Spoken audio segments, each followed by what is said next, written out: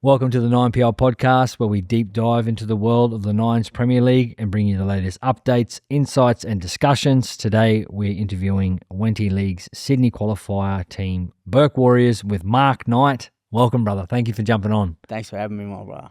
So you've been well and truly entrenched with the Bourke Warriors for a long time. Give us the history of it and I suppose your role there and what you do. Yeah, so I manage and coach the Bourke Warriors. I pretty much do all the media stuff as well. So like I have a co-manager as well who does like some of the emails and stuff, and just I just manage like team and all that sort of stuff, you know. How have you found it's hard work, isn't it? It's hard work, but like we're still working now. Yeah. Like once you put the phone down and then you think it's all over, but then bang, it rings. Yeah. And then it's something else. So either knockout talk or it's sponsorship they want to come on board for next year. Yeah. Like fuck it. Can't swear. You're right. It's just it's a full-time job, bro. Like pretty much, you know. Like, especially if you're a top-tier team in the Koori Knockout. Yeah. Like, I remember going to the Koori Knockout with just, like, $8,000 in the bank account. Now, it's gone beyond and above, you know, so it's 10 times harder. Like, I remember having a $4,000 motel to where this year, $90,000. No way. Close to $90,000. So, and for us, like, we don't get much support from back home. Like, it's unreal, bro. Like where the Bourke Warriors have taken off to now, you know. Did you grow up watching Bourke? Yeah, like I had a lot to do with it because my mum and dad, they did a lot for like Bourke Warriors like back in the day, and then like they branched out and put another team in for my pop's side that was called Wilmaringa Mighty Midgets. It's like a little station, like say about 80k from Bourke and Bree, like in between. And my pop, they all grew up on the dirt floor out there. Wow. So they put a team in, and so like 13 of those blokes didn't even play week in and week out footy, and they ended up winning in Moree, 1995.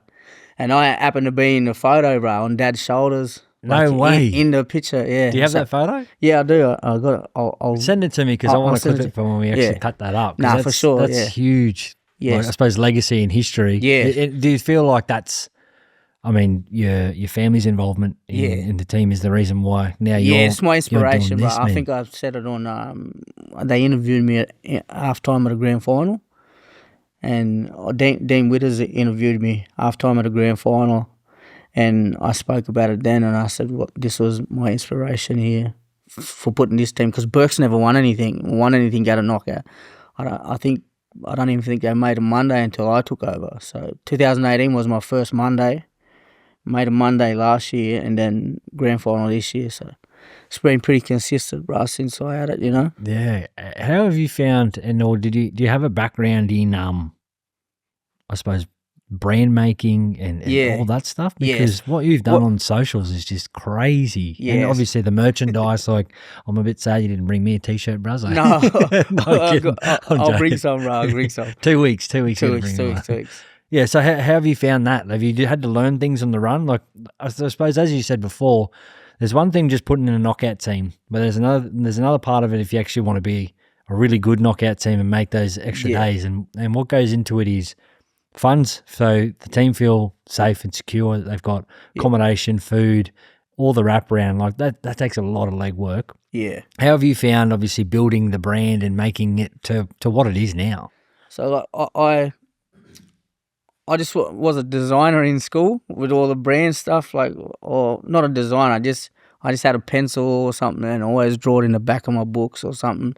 And I've always went to computer classes and stuff. Like, rather than doing work, you know, I always bribe the teachers to go and do that sort of stuff.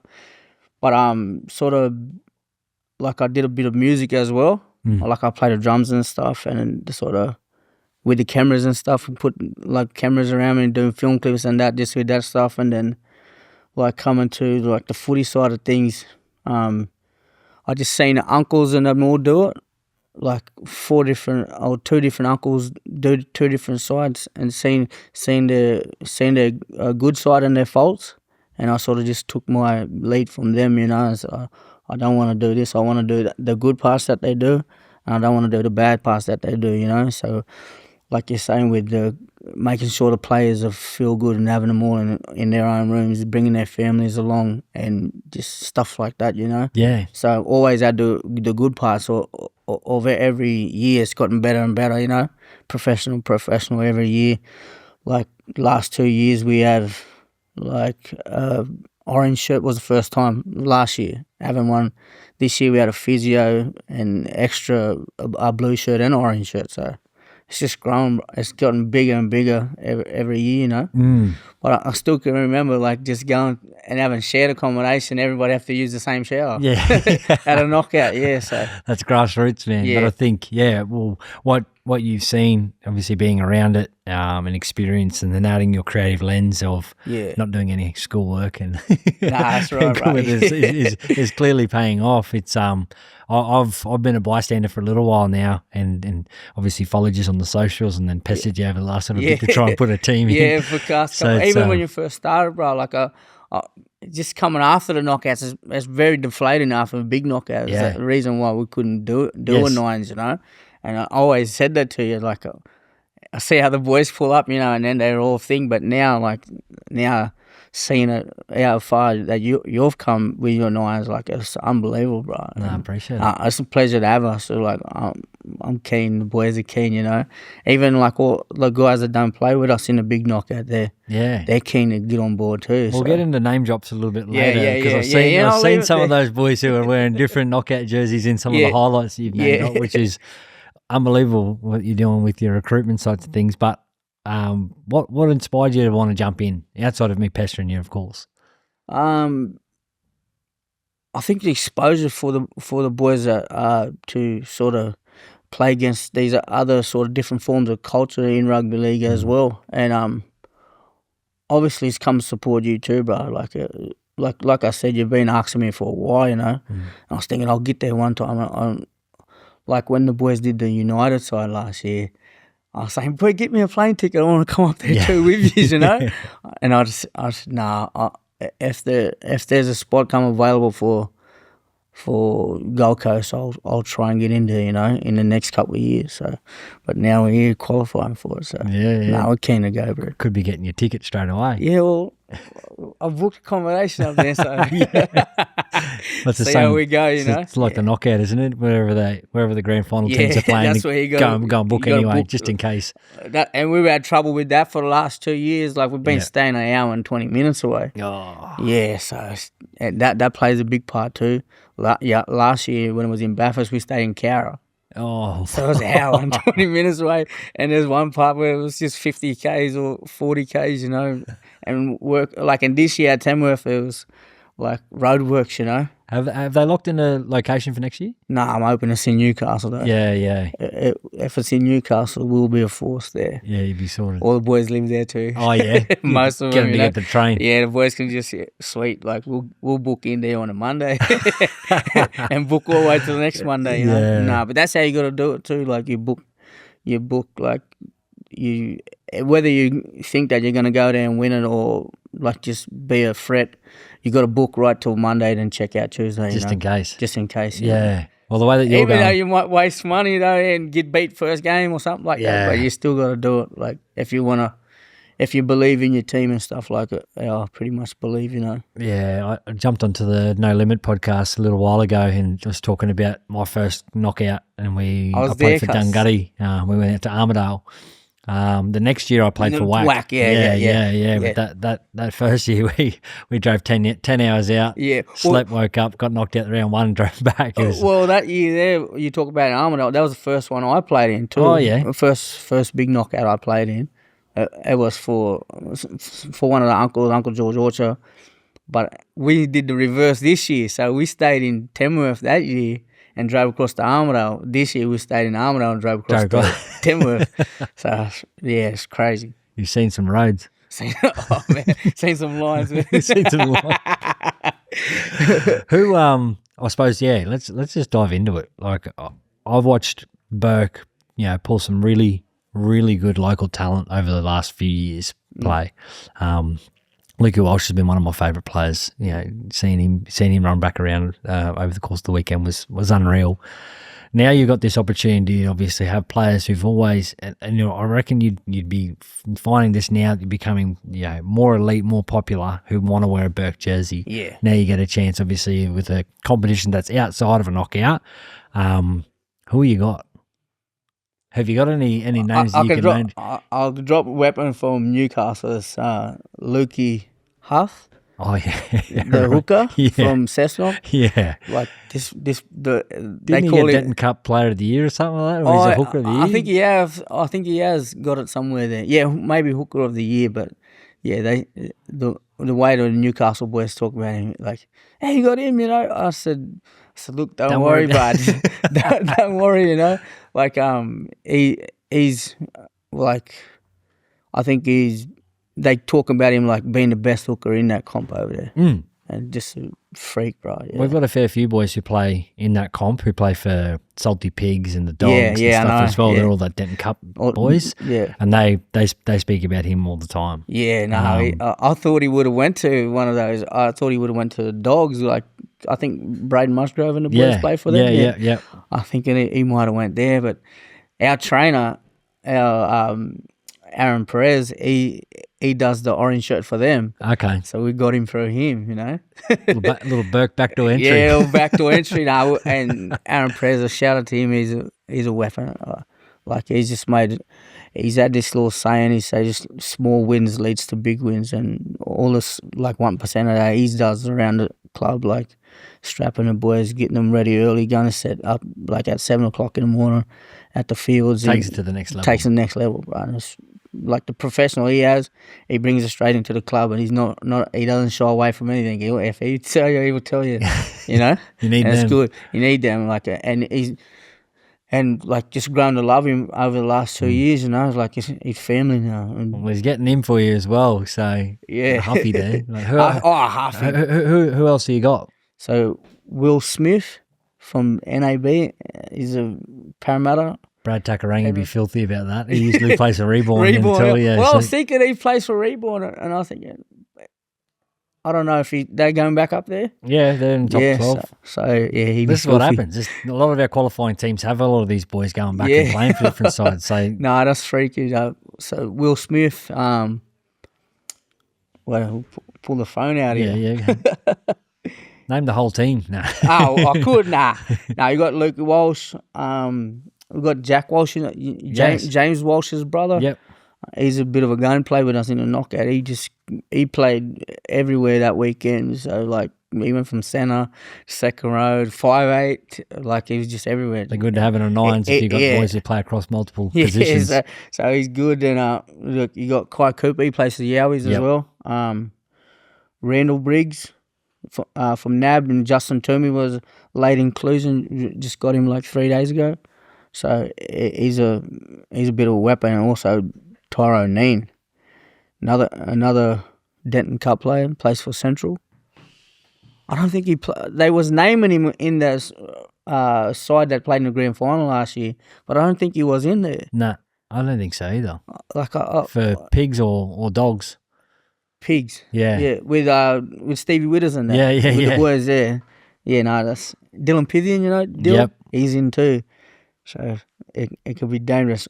And my starting 9, Cameron Dennis from the, you know Cam. Yeah. Yeah, he's in as well. Fullback as well, Jeremy Thurston. Jeez, another gun. You're not mucking around, man. Nah, well, the boys said it. I said I can't go there if I'm going to put a side in anywhere that I go. So whether it be the Dubbo knockout, Walgett knockout, or Lismore knockout, I'll try to take the best side there to win it. I won't go there just to. That's good. I won't do it, you know. Nah. I don't like it. Well, you work too hard. It's too much. What you're doing, and like if.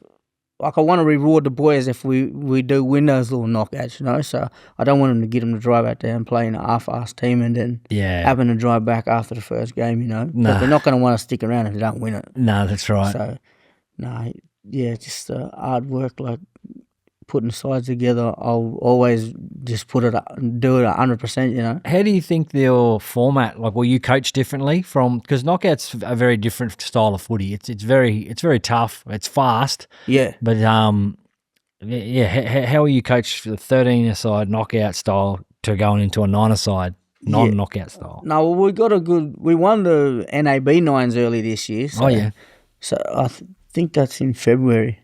And we NAB beat us in the first, in the rounds. NAB beat us in the rounds, and then we won the next 2 games, and they end up coming a draw with one. So we end up making the finals, and then it was it was fortunate that we had a split like that to go into the grand final. Yeah. So they played another side, then we played another side, and then met in the grand final. We ended up beating the boys, but it was tough. Did you find it different in terms of how you attack or defend? Yeah, you do. But you have some of the boys that just say if Tony Pillow comes to run the water for me, they know the 9s format. He will do some of the Whispering coaching. secrets. Yeah, he will do some of the coaching, on-field coaching while he's running the water and stuff, you know. So, and I'll just do the interchange. Yeah. But I'll just keep lifting the boys, I'll see things and know our players what impact they could bring, and just get them out there, whether it's be a quick score, quick try and get off, or one mad run, one mad tackle, get off. You know? That is a part of it. No, hold the mic.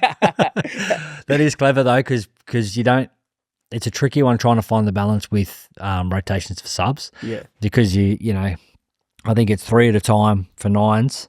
Because we need them all to be off. We've had some years we've ran it, where you've had a whole team come on, and they're defending at the very other side of the field, so they're able to defend the line. Yeah, where we're trying to make it fairer and faster. But I think it's one of those things you have to consider when you're doing your rotations, and also when you're voicing. Like if TP's running out there, he's telling that front row, you got 2 runs, 2 tackles, then you're off. And if that's all he's going out there for, that's he's just how powerful. It is. Yeah, and that's how it is. And having this side, we've had a good 9 sides over the last 2 years, going out to Bourke, and then the Newey 9s. I think we played Campbelltown 9s. We went really good down there. Played NAB down there. They beat us a penalty goal. The score was 1-0. So no. It was no golden point. But they got us there, and then we got them early this year, and it was just a tough game. They are a tough team. They're one of the best sides to watch out of Koori Knockout. I don't love coming up against them. I love watching them play. They're always hard. And it's good to have some of them boys in our side, you know. So, no, it's crazy. I think, obviously the community of what you're creating, the space. You got a lot of boys coming from other sides that are keen on jumping in. Obviously for Bourke, how is the community feeling about jumping in? Are they going to, you're bringing the whole mob to the grounds? What's that sort of look like? Yeah, well, I sent a message out this morning. Oh yeah, and I just said if she's coming down, get tickets here. But we've got a lot of family that lives here in Sydney. Yeah. So a lot of Bourke people live in Mount Druitt and Penrith. Yeah. And even in the city as well. So I'm not sure if they'll come out. But we get a lot of support from outside our community as well. But I think Bourke Warriors Aboriginal Rugby League Club has its own community as well, where we've built families from all the way up North Queensland. From Serena, now got a few boys up there that come play with us last year, No way. And then one of the young fellas up there will text him, and then he's a McKellar from back out home ways, Yeah. So and because Cunnamulla and Bourke is close, and his parents are from Cunnamulla, so I got him down, young Zane McKellar. I wish I could get him down here, but he'd be working. You already asked. Hopefully our support system gets there. So who supports us? Who's some of the sponsors that you'd like to give a shout out to who've assisted for this Maru Industries run by Peter Lett. Oh yeah, he's one of our front rowers there. He's the main one for this one. Lack Group as well, and by Excavations. just those 3 for this one. Yeah. We're still branching out. If you want to sponsor us, Jump on. Get on, yeah. Close. Because, like you said, obviously my mum and dad as well, like they pretty much center like sort of Christian based family, like we always have Jesus is Lord on the back of our jerseys that we cherish like dearly, you know, like we're always prayers before we run out. Just stuff like that, you know. No, it's good. We've got a few, you know, Izzy Flowers got his, you know, he's got the called out ones and the Brisbane one. That's a faith based team and brand as well. So I think there's a lot of teams that are looking internally about how they can actually represent themselves both on the field and outside and spread good message. I suppose. Good message as well, and just good values. Good values. It helps for people, you know, who for better or worse need and love religion being part of their lifestyle, and it's certainly entrenched in the Bourke Warriors. Which is great. Have you we get together and do any training sessions? No, the boys are training now though. They're all been texting and just like texting outside the group chat and just saying, look, we've upped our training and stuff. And we're getting like in shape for it. So Uffy's been killing us. Boys, be careful. Don't overdo it. No, he's ready to go. Far. So what can we expect from the Bourke Warriors between now and then? I think. I always have to wait and see. Really. Close credits. Close credits. So shut the show down. I think. We'll leave on that. It'll be good though. It'll be good to see. I'm keen to see these boys chuck the green and gold jersey on. Nothing makes me prouder than seeing other guys from other communities come play for the Bourke Warriors. It really means a lot to me, and my family as well. So like they support everything 100% that I do. Like as I was saying to you, if I go and do a team, I'll do it 100%. Well, they back me 100%. You know. It's only wonder the team list that you got, mate. They're all texting me now. When you going on the podcast? Is it live? Another one of my cousins there, co-manager with me, Shane Knight. He's a very structural person, you know, and does a lot of the like schedules and stuff, and just it's amazing. You need one of them. You need one of them. It's busy, 100%. Yeah.